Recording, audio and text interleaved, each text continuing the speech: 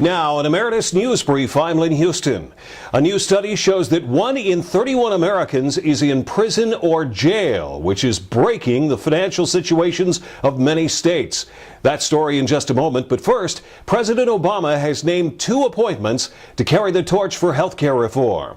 In a joint appearance at the White House, Obama introduced Kansas Governor Kathleen Sebelius as his pick to be Health and Human Services Secretary. In the last 8 years, premiums have grown 4 times faster than wages. In each of these years, 1 million Americans have lost their health insurance. The crushing cost of health care causes a bankruptcy in America every 30 seconds. And by the end of this year, it could cause 1.5 million Americans to lose their homes.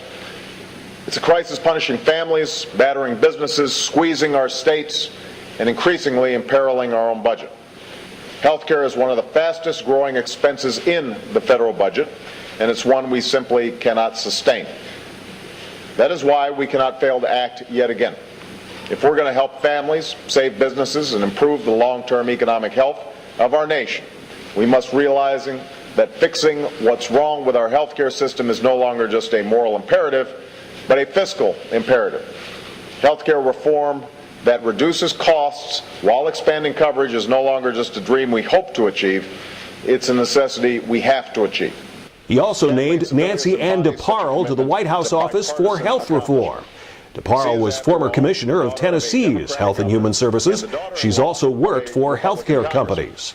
The General Accountability Office has released a report showing the Food and Drug Administration needs to have more power to supervise nutritional supplements, including the expanded reporting of adverse health effects.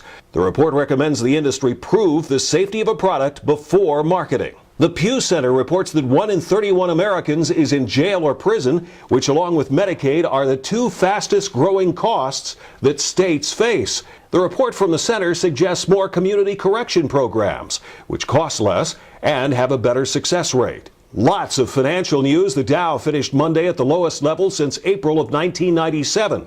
It lost almost 300 points to close at 6763.29. The Nasdaq lost almost 55 points to close at 1322.85.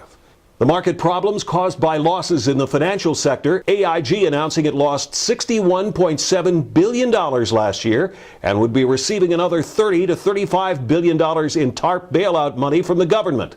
Its CEO is also leaving effective March 12th. Allied Capital, which employs 100,000 people worldwide, in a battle for survival after a $1.1 billion loss, that along with devalued equity included in its loan portfolio due to the recession.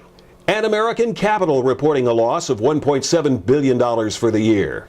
Government-controlled mortgage firm Freddie Mac admitting that it needs another $30 to $35 billion to deal with losses from last year. The exact amount of the losses has not yet been released. The government took over Freddie Mac and Fannie Mae last September as the housing market collapsed. Also on the Emeritus News homepage, the GAO claims that some contractors who've been in trouble with the government over contract performance are still getting government work somehow. And wind farms are some of the hottest employment spots in the country right now. The latest on the biggest issues and public policy only at emeritusnews.com. That's an Emeritus News Brief. I'm Lynn, Huston.